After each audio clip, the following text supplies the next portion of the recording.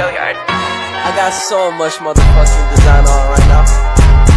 Break it down, bring it back, make it clap. I got 3 old thoughts, new guap, wear that thing. Bitches on my line, and you know they come strapped. Hold up, what it not, 45, scope it cash like whoa.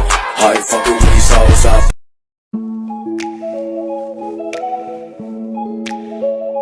Assalamualaikum warahmatullahi wabarakatuh. Perkenalkan, saya Eki Yusnita dengan nomor absen 5 dengan NIM 2111021012. Nah, di sini saya akan mencoba menjelaskan mengenai simpanan deposito. Sebenarnya apa sih maksud dari simpanan deposito ini? Nah, ada ini menurut Undang-Undang Nomor 10 Tahun 1998, simpanan deposito yaitu simpanan yang penarikannya hanya dapat dilakukan pada waktu tertentu berdasarkan perjanjian nasabah, penyimpan, dan juga bank. Dalam waktu tertentu ini maksudnya, misalnya kita membuat simpanan deposito dengan jangka waktu 3 bulan, maka kita hanya dapat menguangkan simpanan tersebut setelah jangka waktu 3 bulan. Namun kita juga bisa menguangkannya sebelum jangka waktu tersebut karena keadaan darurat. Namun kita akan dikenakan penalti atas pencairan simpanan tersebut. Pemilik deposito ini disebut dengan deposan, yang mana imbalan bunga akan dihitung dengan nilai yang tinggi berdasarkan perjanjian kita dengan bank. Selanjutnya itu kita akan membahas mengenai jenis-jenis deposito. Nah, di sini ada 3 jenis deposito. Yang pertama yaitu deposito berjangka, yang kedua sertifikat deposito, yang ketiga deposit on call. Langsung saja, apa sih yang dimaksud dengan deposito berjangka? Yaitu deposito yang diterbitkan menurut jangka waktu tertentu. Deposito ini jangka waktunya tuh biasanya 1 bulan, 2, 3, 6, 12, sampai dengan 24 bulan. Deposito berjangka ini diterbitkan atas nama, baik itu perorangan maupun lembaga. Artinya, bilik deposito ini tercantum nama seseorang ataupun nama lembaga. Sarana penarikan dari deposito berjangka ini disebut dengan bilik deposito. Lanjut ke jenis-jenis deposito berjangka. Yang pertama itu deposito berjangka biasa dan juga deposito berjangka otomatis. Deposito berjangka biasa ini maksudnya itu deposito yang berakhir pada jangka waktu yang diperjanjikan. Itu perpanjangannya tuh hanya dapat dilakukan apabila telah ada permohonan baru dari si pemilik deposito. Yang kedua yaitu deposito berjangka otomatis, yaitu pada saat jatuh tempo akan secara otomatis diperpanjang dalam jangka waktu yang sama tanpa pemberitahuan dari si penyimpannya. Selanjutnya yaitu sertifikat deposito, yaitu deposito yang diterbitkan dengan jangka waktu 2, 3, 6, sampai dengan 12 bulan. Sertifikat deposito ini diterbitkan atas unjuk dalam bentuk sertifikat. Sebelum masuk ke deposit on call, di sini kita akan mengkaji dulu apa sih perbedaannya antara deposito berjangka dan juga sertifikat deposito. Yang pertama itu kita lihat dari segi penerbitan. Kalau deposito berjangka diterbitkan atas nama, sedangkan untuk sertifikat deposito diterbitkan atas unjuk. Kemudian perbedaannya juga ada di bagian bukti kepemilikan, yaitu kalau deposito berjangka kita akan menerima yang namanya bilik deposito, sedangkan untuk sertifikat deposito kita akan memiliki dokumen yang bernama sertifikat deposito. Sedangkan juga ada perbedaannya di bagian yaitu diperjualbelikan. Maksudnya ini yaitu bisa tidak si deposito ini diperjualbelikan di pasaran gitu. Kalau deposito berjangka itu tidak bisa diperjualbelikan, sedangkan untuk sertifikat deposito bisa kita perjualbelikan. Selanjutnya yaitu dipindah tangankan. Yaitu kalau deposito berjangka tidak bisa dipindahkan, sedangkan untuk sertifikat deposito bisa dipindah tangankan. Kemudian kita lihat dari segi bunga. Kalau bunga deposito berjangka itu dibayar di belakang setelah jatuh tempo, sedangkan sertifikat deposito bisa dibayar di depan. Kemudian untuk pencairan deposito, tentunya tadi sudah saya jelaskan kalau untuk apabila kita mencairkan sebelum jatuh tempo, otomatis kita akan dikenakan denda. Kalau di deposito berjangka disebut dengan penalty rate, sedangkan untuk di sertifikat deposito dikenakan yang namanya rediskonto. Untuk ada juga dari perbedaannya mata uang. Kalau deposito ini bisa dalam bentuk falas, itu bisa dalam bentuk rupiah dan juga dalam bentuk mata uang asing. Sedangkan untuk sertifikat deposito ini hanya dalam bentuk rupiah saja.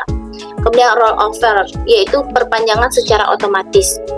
Kalau deposita berjangka bisa dilakukan perpanjangan secara otomatis, sedangkan untuk sertifikat deposito tidak bisa dilakukan perpanjangan otomatis, maka kita harus membuat permohonan yang baru untuk perpanjangan sertifikat deposito.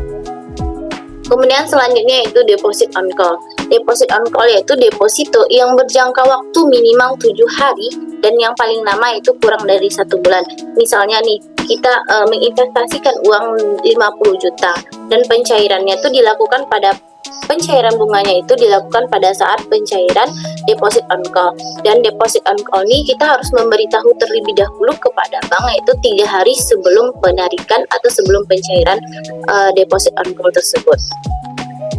Kemudian lanjut ke pembukaan deposito, yaitu seperti yang lainnya itu pembentukan rekening atau pembukaan rekening. Yang pertama yaitu kita mengisi formulir pembukaan rekening deposito. Kemudian kita juga akan menyerahkan fotokopi kartu identitas seperti bisa KTP, bisa SIM dan juga password. Dan apabila kita memiliki nomor pokok wajib pajak juga dimintai untuk itu. Kemudian untuk perhitungan bunga dari rekening deposito ini kita membutuhkan yang namanya rekening tabungan, yang mana rekening tabungan ini berfungsi nanti untuk menerima bunga yang didapatkan dari rekening deposito. Kemudian melakukan setoran awal. Nah, untuk setoran awal ini tergantung dari bank tempat kita membuka rekening. Kemudian jika telah selesai, kita akan menerima sertifikat deposito atau bilet deposito sebagai bukti kepemilikan dari deposito tersebut. Nah, tentunya deposito ini memiliki kelebihan dan juga kekurangan dibandingkan dengan rekening-rekening yang lainnya. Misalnya yaitu menabung dengan cepat. Maksud menabung dengan cepat ini kita bisa menginvestasikan uang kita ke bank itu dalam bentuk deposito, yang mana untuk penarikannya itu hanya bisa dilakukan setelah jangka waktu itu.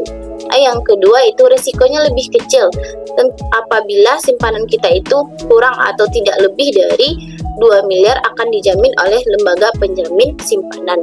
Kemudian itu bunganya lebih besar dari tabungan. Otomatis karena kita menginvestasikan uang kita ke bank dengan jangka waktu, tentunya si bank itu akan memberikan bunga yang lebih besar yaitu dibandingkan dengan tabungan. Kemudian bunga deposito ini tetap, yang mana bersifat tetap walaupun adanya inflasi, tetap walaupun bank itu sedang dalam masa-masa kritisnya. Kemudian tentunya ada kekurangan. Yang pertama itu tidak fleksibel dalam mengambil simpanan, yang mana seperti dijelaskan di pengertian, kalau deposito ini hanya bisa diambil pada jangka waktu yang telah kita sepakati dengan bank. Namun juga bisa diambil sebelum itu, tetapi kita dikenakan yang namanya penalti. Kemudian yang kedua itu keuntungannya itu lebih kecil dibandingkan dengan investasi lain. Kalau kita bandingkan dengan investasi lain seperti yang kita berinvestasi di saham, otomatis apabila saham itu apabila perusahaan yang kita investasikan itu kinerjanya bagus, otomatis nilai saham kita akan tinggi. Namun kalau di bank, walaupun bank itu memiliki nama yang baik atau bunganya tinggi, tapi kita tetap menerima keuntungan sebesar dengan bunga yang kita sepakati di awal. Kemudian untuk deposito ini juga terkena yang namanya inflasi dan juga pajak. Yang keempat yaitu tidak mendapatkan keuntungan walaupun bunga bank tinggi. Selanjutnya itu pencairan rekening deposito. Itu pencairan dilakukan di unit kerja bank tempat pembukaan rekening. Yang kedua, dilakukannya percetakan bilet giro baru dengan nomor rekening yang sama. Penalti deposito ini dikenakan atas nominal yang dicairkan saja dan penalti ini akan dihitung sistematis secara sistem. Penalti ini akan diterima oleh nasabah atau oleh deposan apabila mencairkan rekening deposito sebelum waktunya. Kemudian atas percetakan bilet deposito tidak akan dikenakan biaya. Kemudian mungkin dari para deposan ini akan ingin mencoba untuk melakukan perpanjangan deposito. Perpanjangan ini bisa dilakukan secara otomatis yang disebut dengan automatic rollover, yang mana yaitu tidak dibuatkan bilet baru dan juga surat pemberitahuan. Yang kedua adalah apabila tanggal jatuh tempo di hari libur, maka tanggal valuta perpanjangannya tetap dimulai pada tanggal jatuh tempo. Kemudian deposit dan automatic rollover dapat diperpanjang melalui permintaan tertulis. Kemudian penambahan nominal deposito selain fasilitas add-on diperlakukan sebagai deposito penempatan baru. Untuk deposito yang menambah ke pokok dengan perpanjangan otomatis, maka nominal pokok yang berlaku sesuai dengan perpanjangan akhir. Selanjutnya yaitu ketentuan untuk pencairan deposito. Pencairan deposito dengan menutup rekening setelah bilet deposito diserahkan ke unit kerja tempat deposito terbuka. Kemudian pencairan dapat dilakukan dengan cara overbooking dan juga transfer ataupun juga clearing. Kemudian pada saat pencairan harus diperhatikan kebenaran dari nasabah dan juga bilet giro.